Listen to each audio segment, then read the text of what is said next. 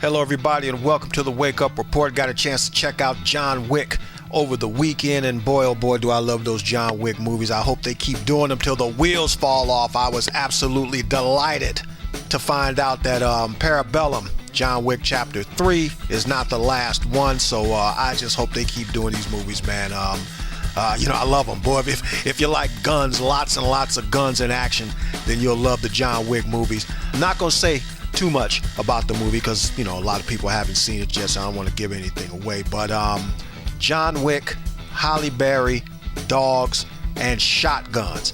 That's all I have to tell you. That movie was insane, man. Halle Berry was great in the movie, and this one was better than Chapter 2. So they're actually ramping them up as they go along, man. But the John Wick movie, however, is not what I want to talk about. What I want to talk about is Miss Halle Berry and what she did at the John Wick premiere. I believe it was in Los Angeles.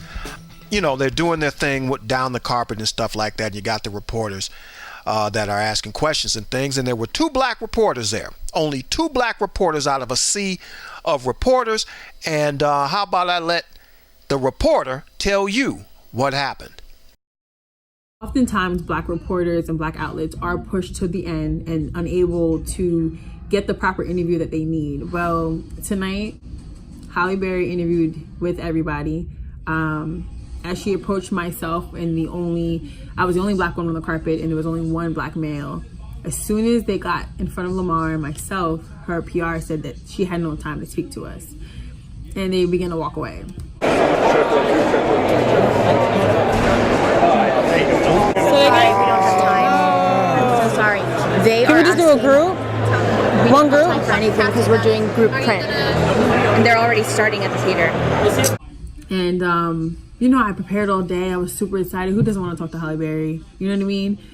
And she looked at me and she looked at Lamar and said, "No, you guys are gonna have me skip. I can't skip my brother and my sister."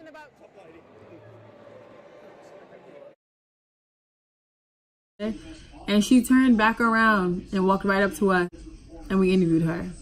And I feel like, I'm not gonna lie, I don't know why I got emotional, and I still am, but I take so much pride being black and being one of the only black faces in so many spaces that I'm in. And I just felt like for her to turn around and get oh my God, Lamar Dawson. How did I the opportunity, I have a newfound respect for her. It was hard, I never worked that hard.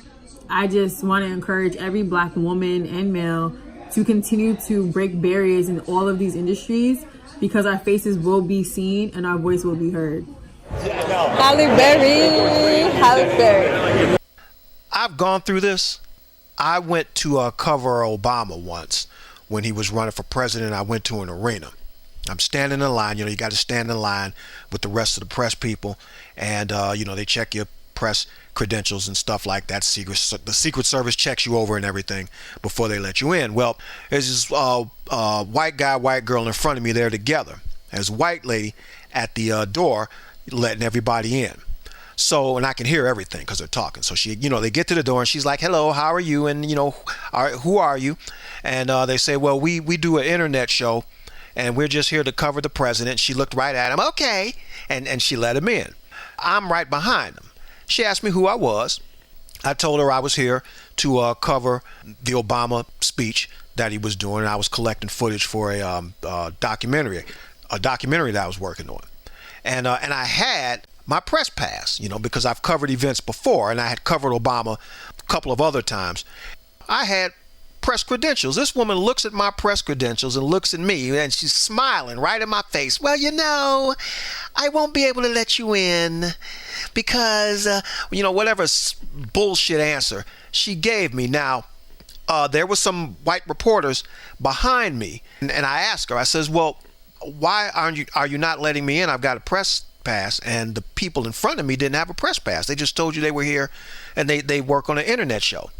"Well, it always starts like that. You get the wide grin and everything. And then one of the reporters behind me was like, "Well, how could you not let him in and you let them in? He has press pass." "I have press pass, and I'm not on the list." So, and they weren't on the list either. Once she saw that she was stuck, she says, "Oh, okay, well, I guess I can let you in this one time."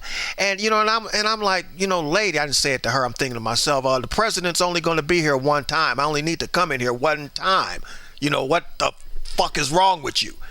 So, I go in and I cover the event. But all that to say, it is that it is not the overt racism that black people deal with on a day-to-day basis. It is the covert racism that you white people that do it, you don't think we know that you're doing it, but we do know that you're doing it because we are so conditioned to have to deal with white people and their BS when it comes to a lot of stuff.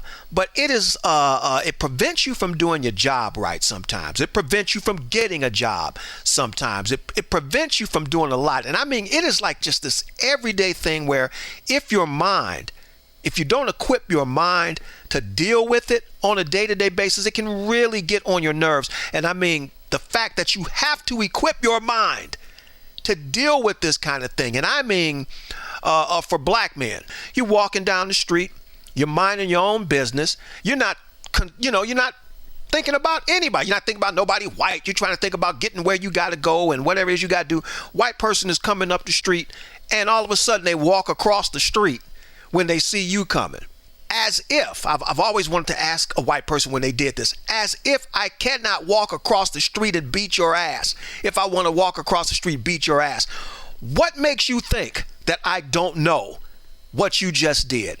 White woman in a car, you're walking down the street, you're minding your own business, and you hear the lock on the door lock about 1,000 times, as if I can't bust the window out, snatch you out the car and whoop your ass if I wanted to do that. It's just it is a daily assault on you.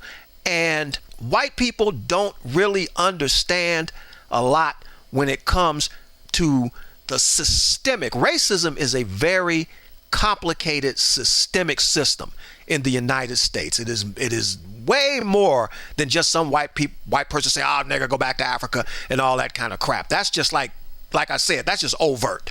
It is just that systemic needling at you that is constant, that doesn't allow you to do your job, that doesn't allow you to just be out here and live. And I'm not saying this is all white people. I'm only saying this to the people that it applies to, because like I said, I had white reporters behind me and they weren't going for the bullshit. They saw what was going on and they addressed it.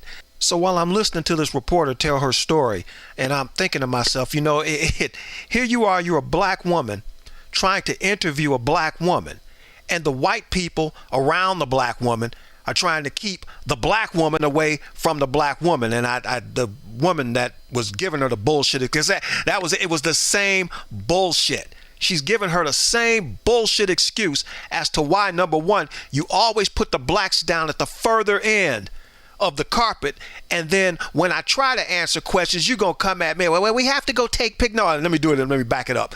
We have to go take pictures now, and we just don't have enough time. And then when you see Halle Berry come over there, and I can't do my brothers and sisters like that, and she's talking, you can see that white lady behind her. You can see on her face that she's hating it. And then when somebody says something, starts laughing, then she put that fake grin on, and stuff like that. Me personally, fire your publicist and get a new publicist. But I'm just watching that video, and I'm like, sister, I know exactly how you feel.